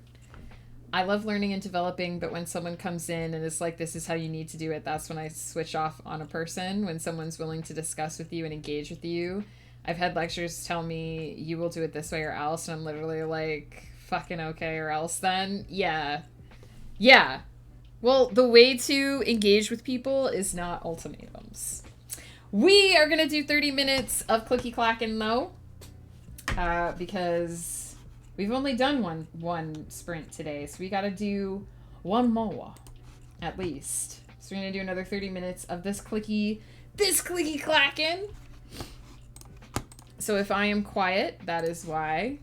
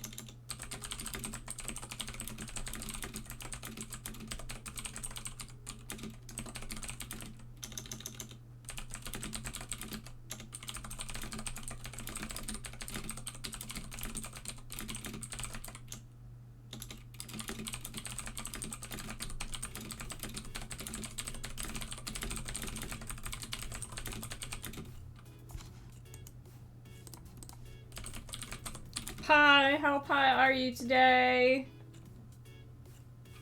I hope very pie. Oh my goodness. Okay, I'm gonna give that a minute to stop.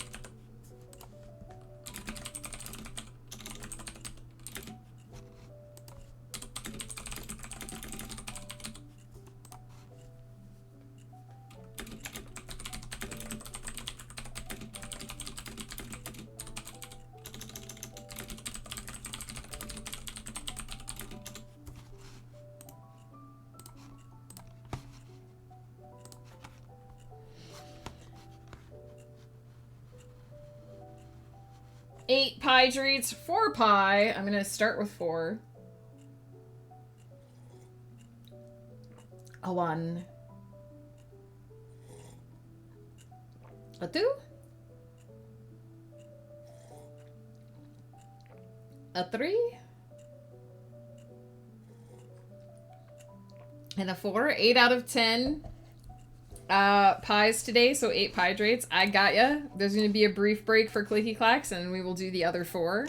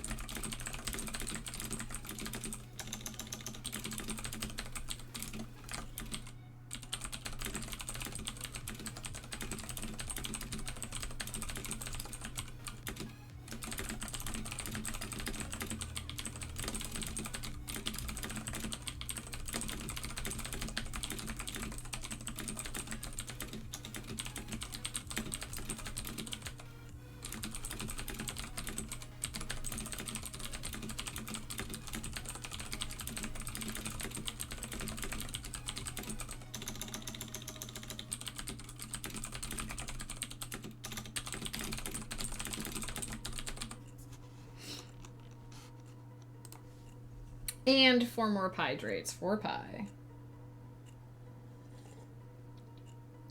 A 1. A 2. A 3. And the 4.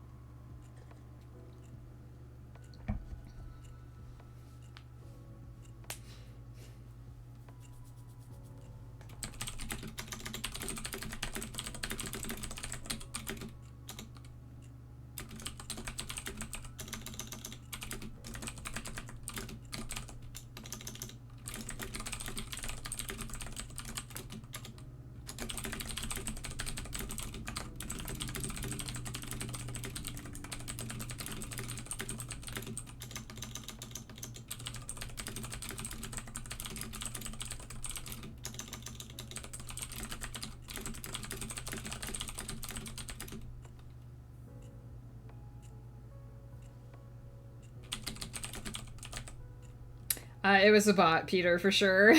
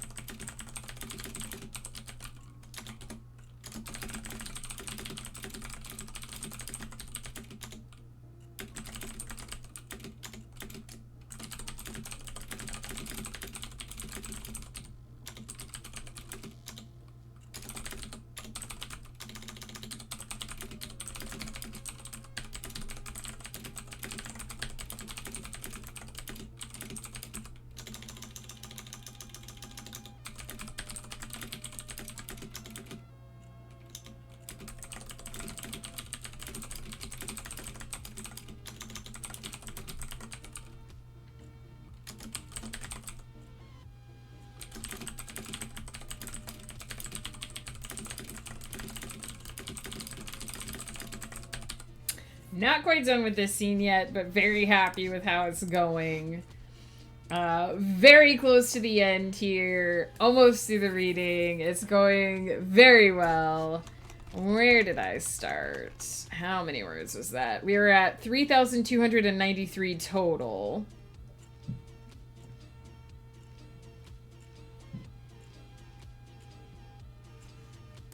We started here. That is 1,722. Man, I was in the zone there.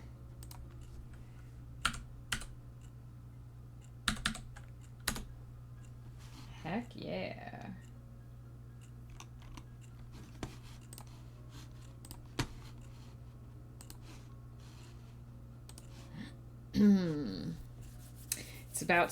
The scene is about to get very interesting. I don't think I have a ton more to write. A couple hundred words left. I have finished the past, present, and future part of the reading, and now I'm just integrating the Death and Queen of Pentacles cards, which is where the scene is going to end. And I'm very excited.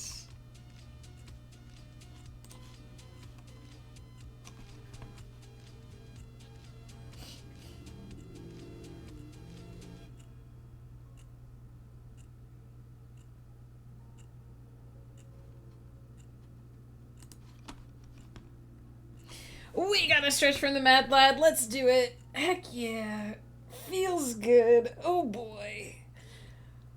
I didn't expect this scene to be this long, actually, but it's one of those things where, like, as I've sort of gotten into it, it has sort of taken on a mind of its own, which I love it when scenes do that. And I have sort of a plan for the ending of it here. So what we're probably gonna do is I'm gonna take this brief break to catch up with chat. Just like 5 or so minutes here. And then we're gonna do a 15-minute sprint. And I'm gonna wrap this up, and then we'll wrap up stream.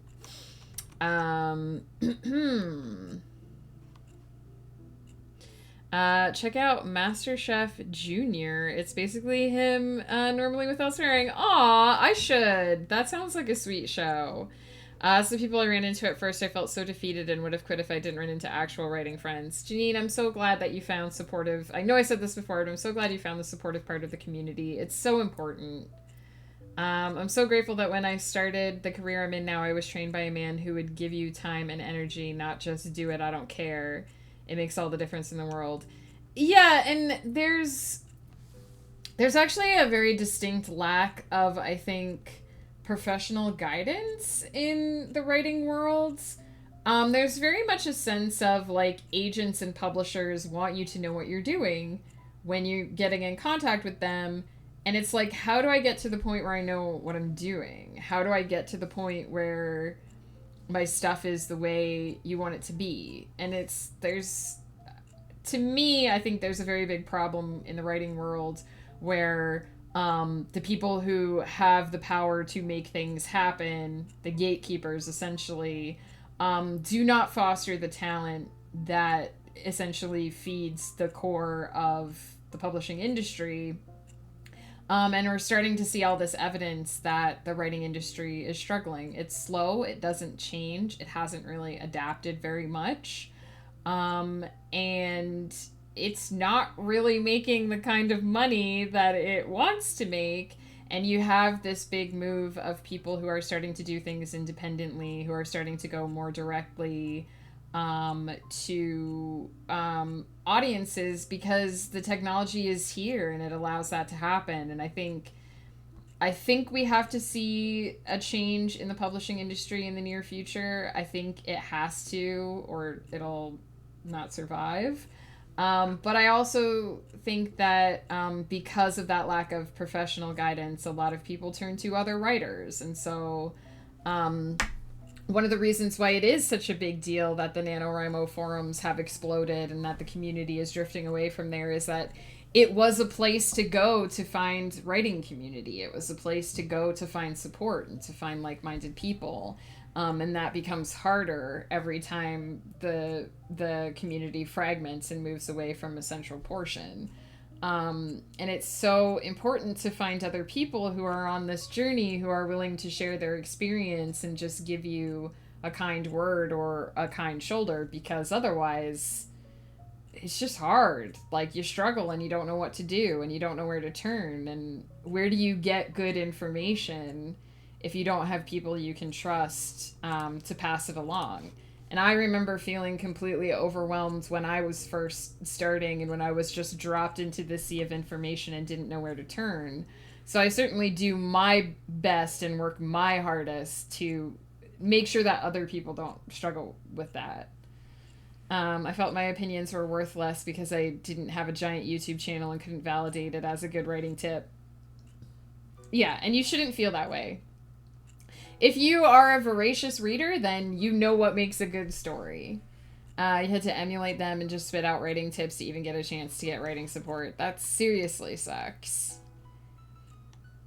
What I've discovered in my experience as a writer, and I'm sure Megan will have thoughts on this as well, is that people will tell you this is the only way to write, it's this or die, but they're as full of crap as a crap factory. There's no correct way. Just write however you choose and however works for you. Absolutely. There's no one size fits all. There's no one size fits all for writing. There's no one process that is the correct process. You can get away with anything that works. As long as you can make it work, you can do it. That's my philosophy. Which do you prefer? Mega Knights, Starbonistas, Strikernomics? I like Starbonistas. I feel the exact same way about radio. It's slow and it's overrun by the olds whose methods haven't changed since they started in 1983. And they're just not pissing off and letting new people try something new. It does my head in, but the world of podcasting and streaming and online content has crept up and bitten their asses, and it terrifies them beyond measure. Yeah, and I think that the publishing industry is important. I think that it should exist, and I think that I hope that it will change and adapt and become something that can survive in the future. But I also think it's kind of bullshit the way it is now.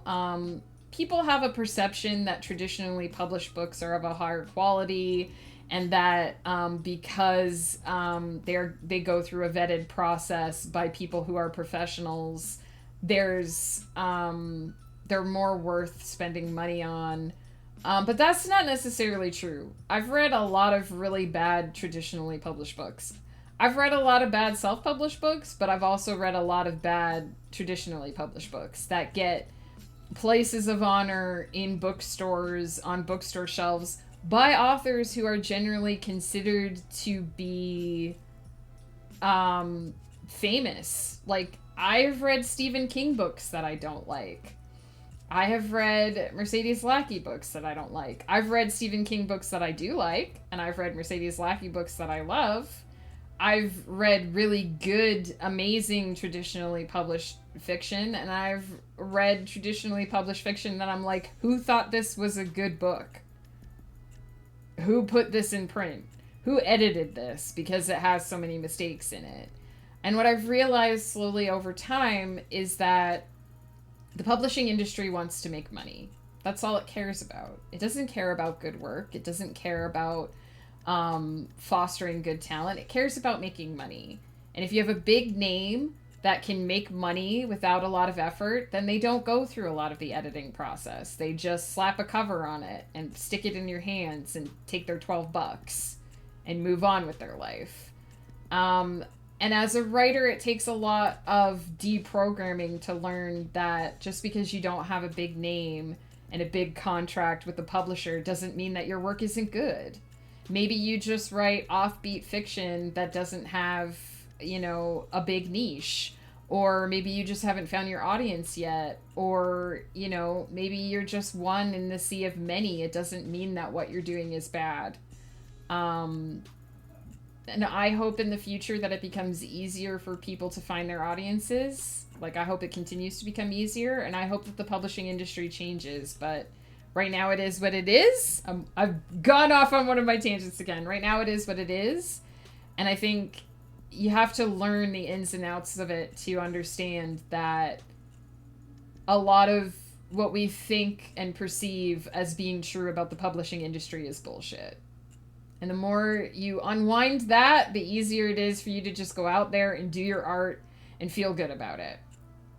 For me, I get to write stories all day, every day. I get to tell the stories I want to tell. I get to live a life of telling stories. And even if I don't make a ton of money off of that, I get to do it as my job, as my everyday thing. So there must be success in that somewhere. I'm not famous. I'm not a bestseller. I'm not a household name, but I get to do what I love every day. And I don't have to go out and get a second job to keep food on the table. So there must be success in there somewhere. You're not sure why I'm not a best-selling author? Question mark. There's always going to be to the not being famous. I'm not sure why either, but you know, I try. I think it's because I don't know how to market. I don't know how to market myself, and I don't know how to market my work. I have absolute faith. No. I have absolute faith in my work, but I just don't know how to sell it. And I realistically realize that. I feel there's always going to be a love and a want for printed media. It's just something that'll always exist. I'm now seeing the children's surprised when a movie disappears off streaming and they can't find it anywhere. Sorry, I thought something was behind me. So I think they get older, they're going to want physical media, whether it's books or movies or what have you. I think we are moving more towards digital space and digital medium, and that's fine. But I do think that, you know, printed books and information, like printed books are our record, our history of information, and they don't, like you said, they don't vanish into the ether. They exist somewhere.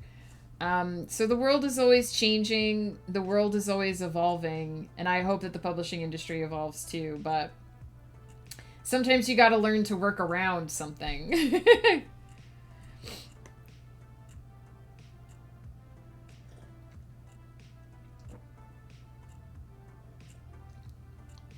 The world is always sneaking, stabbing. I am going to do a 15-minute sprint because I think that's all I need to finish this, and I want to get back into it because I am eager to be finished here. It's going to say time for words at the end of this, but actually when this timer runs out, we're going to wrap up stream. But I have a plan for the end of this, and I'm really excited to write it. So as the lights come up in Duckland, let's see how this scene ends.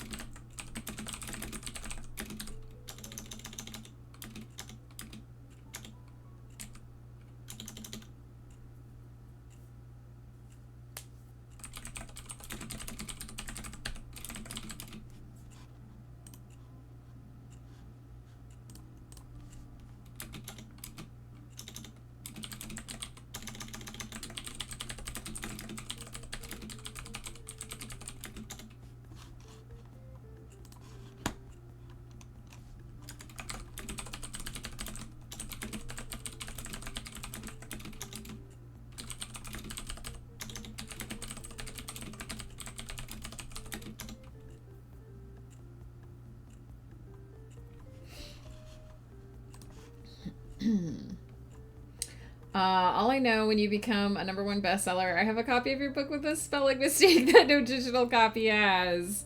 Cheers, the Mad Lad.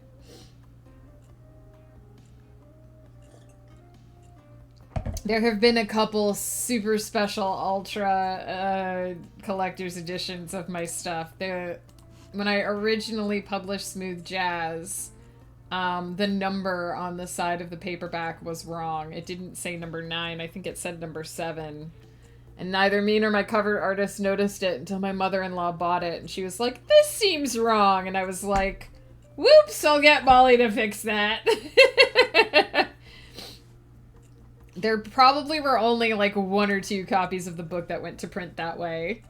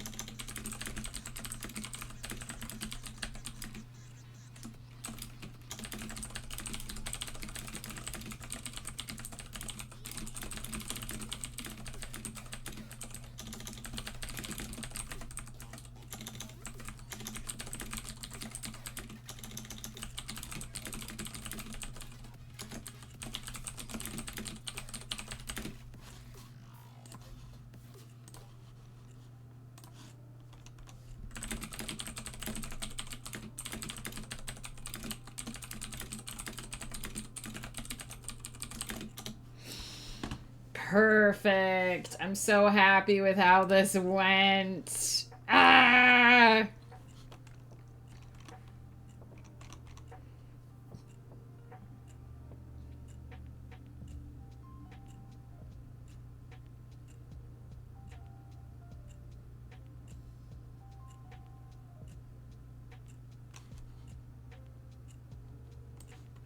I believe I started there.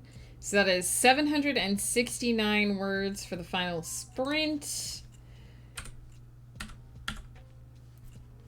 Which brings the total force stream up to 4,062. That was 4,000 words that we belted out of the brain spaces here based on this cheaty little tarot card reading that I did. I'm so happy with how this turned out. I can't wait for you guys to read it on the blog.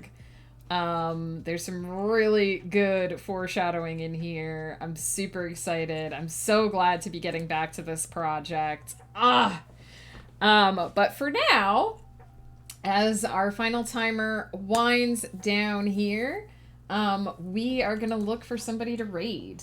Because I gotta go eat. I've got some potato salad coming my way today. I will be back tomorrow morning, 10 a.m. Same striker time, same striker channel with more ducks, and we will be editing tomorrow. We will be doing our final editing session on No One's Beloved Sister, the third book in the Everyone's Child series, because that will soon be ready for my betas. I'm going to be wrapping that up this week. So much foreshadowing, it's 5 shadowing. Hell yeah! Those words did not exist earlier today, and now they not only exist, they paint a beautiful, terrifying picture, and I'm so happy about it. It's that feeling of going into a charity shop or some other secondhand store and buying a book for really cheap, and it's a really old limited edition copy of the book that sells for hundreds of thousands. Yeah! I mean, I love secondhand bookshops, not gonna lie. You are beautiful and terrifying, Peter, and I love you for it. 100%. Don't ever change. Don't ever change. Happy octopus noises. Heck yeah. Okay. Let's see who's on. Let's see who's doing the do today. Hopefully you won't hear me double. Mute myself real quick here. Let's see what's happening. Who's around? Who's doing stuff? Let's see. Comf is on. I'm not sure how long she's going. Time has changed, so I have to remember, because Comf's time does not change, which means that my streaming in relation to hers is different now.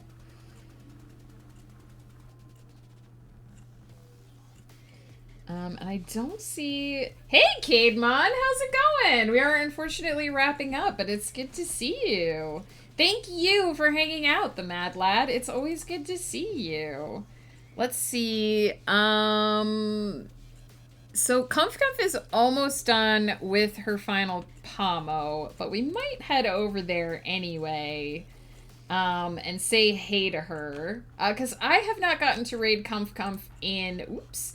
I have not gotten to raid Comf in practically forever because she was usually wrapping up before me. And now, due to the time change, I wrap up before her. So we can go say hey to Comf.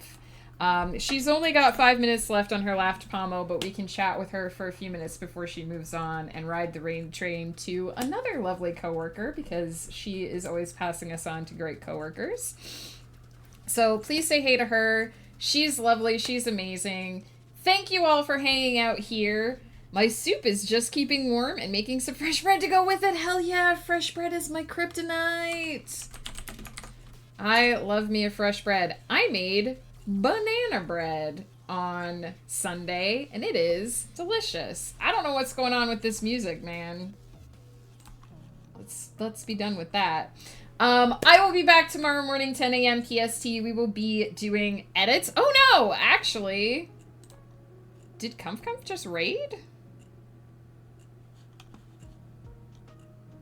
What just happened? Did Comf finish early? Comf did finish early. She raided already. Well, well, well. Okay. Well, we won't raid Comf then. Who else we got going? Let's check the writer's tag. Unraid. Now, World of Bread, banana bread is king. Hell yeah. We had... Ghost Pepper really wanted banana bread, and we couldn't find anywhere where we could buy it. So I finally just made some. We had the bananas. We're sitting there on our counter. And I was like, they're going to go bad if we don't do the thing. So I did the thing.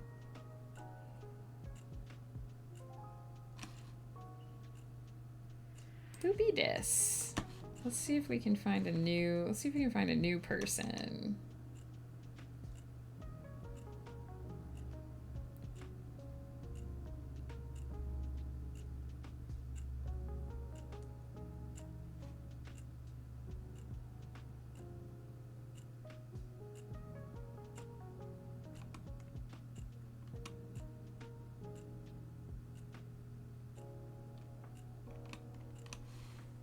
I know Supernatural is on, but we raid her a lot.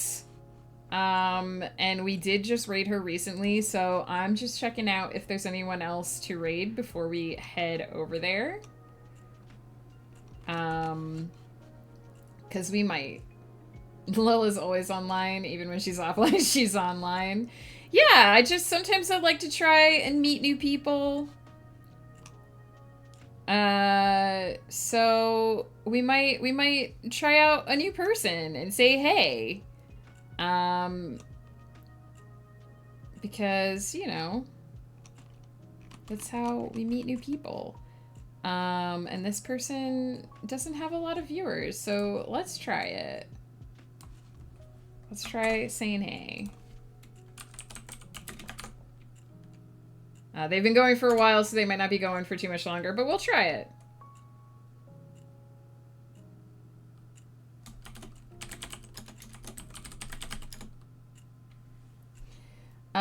Is it okay if I stand behind you when we go over? Absolutely, Peter. Stand behind you, Mom, and pretend I'm not scared. That's how we meet new peeps. Let me do the spiel again. Thank you all so much for hanging out. It is lovely to see you all and to get to share this writing experience. I will be back tomorrow morning, 10 a.m. PST with more edits, and I will be back again on Thursday with more writing because I have started editing book 12, oh my god. No, book 11, still oh my god, of the Aravalia Chronicles. And there is one scene that needs to be added into the beginning of that book, so we will be doing that on Thursday. So edits tomorrow, chill edits tomorrow, and more clicky clacks on Thursday. We don't get a lot of clicky clacks when I'm in editing mode, so we're getting clicky clacks this week. So come hang out with me either of those 2 days. There will be ducks. There will be chill. You're all amazing. Please remember to take care of yourselves. I love you so much. And until I see you again, I hope the creativity flows for you.